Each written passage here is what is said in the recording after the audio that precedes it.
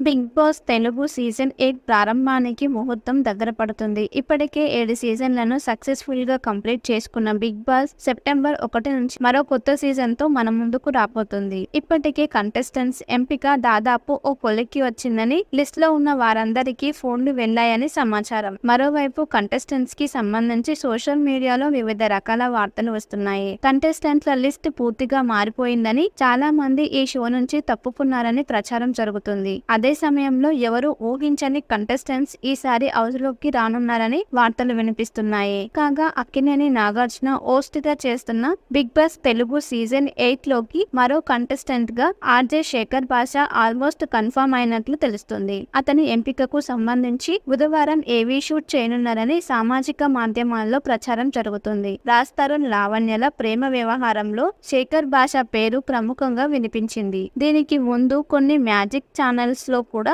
Anchor గా పనిచేశాడు శేఖర్ భాష.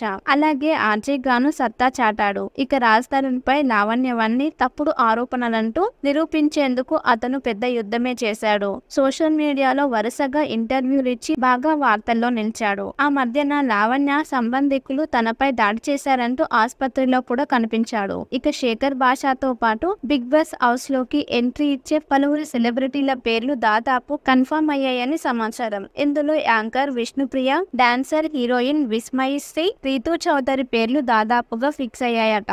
అలాగే ఇంద్రనీల్, నిఖిల్ మిల్కల్, ఆదిత్య ఓం, సౌమ్యారావు, యష్మి గౌడ, విజయవాడ బేబక్క, సింగర్ సాకేత్, అంజలి పవన్, అభిరామ్ వర్మతో పాటు కమెడియన్ అలీ తమ్ముడు కయూన్ కూడా ఉన్నారు.